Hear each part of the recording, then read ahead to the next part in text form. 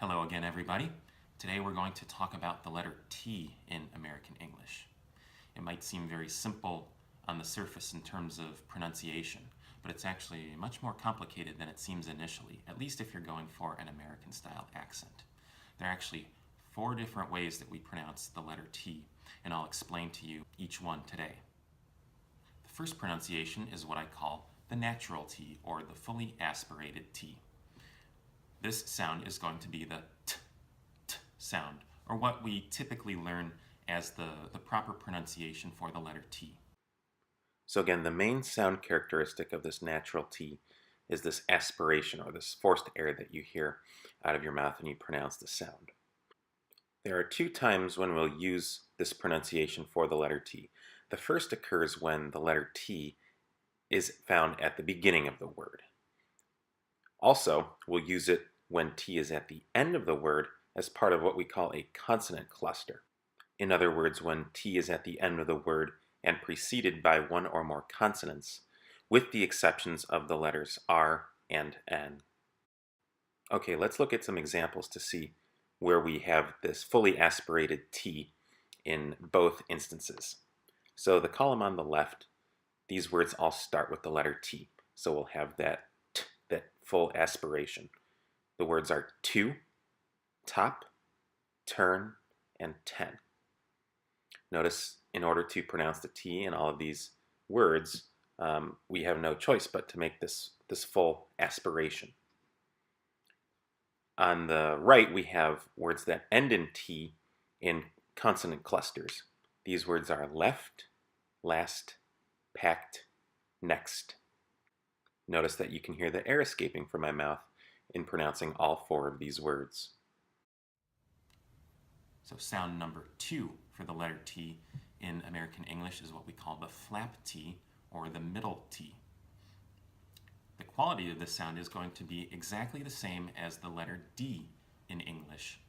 So the letters T and D are pronounced very similarly, with the only difference being that D is what's called a vocalized version of the letter T. That is, we do the exact same thing with our mouth and tongue in that we aspirate, we push this air out of our mouth, but we also vibrate our vocal cords when we do so.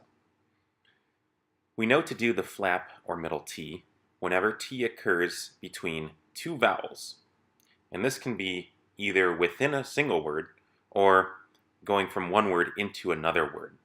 I would like to mention that this version of the letter T is very unique to American English, and you will not hear this in other dialects, including most dialects of British English.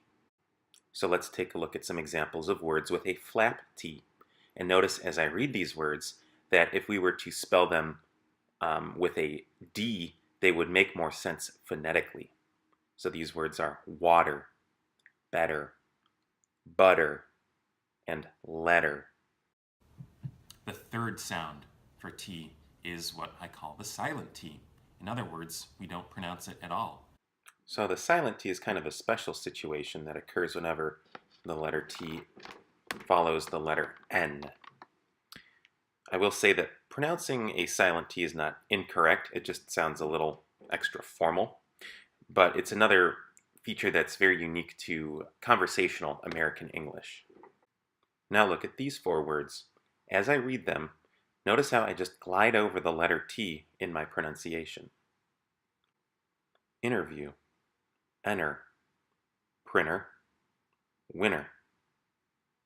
Now again, if I were to pronounce the T in these words, for example, interview or printer, it would not at all be incorrect, just maybe a little more formal or overly proper sounding. The fourth and final sound for the T in American English is what we call a glottal stop. A glottal stop occurs when we're talking and we trap air in our vocal cords, and it causes a quick pause or break in sound.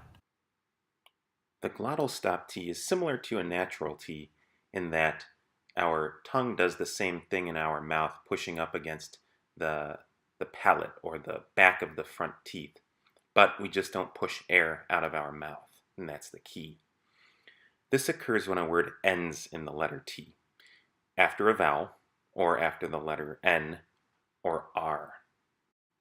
Let's look at the glottal stop T in each of the three mentioned situations. So the column on the left are words that end in the letter T preceded by a vowel. We have cut, lot, but. In the middle column, we have words that end in RT, such as shirt, cart, port. And finally, the column on the right has words that end in NT, such as want, front, and even contracted words that end in N''T, such as can't. Notice how there was no aspiration following any of these words. So you can see the letter T might be a little more complicated than you initially thought. However, if you take the time to learn and practice these sounds, it will really help you sound much more like a native speaker.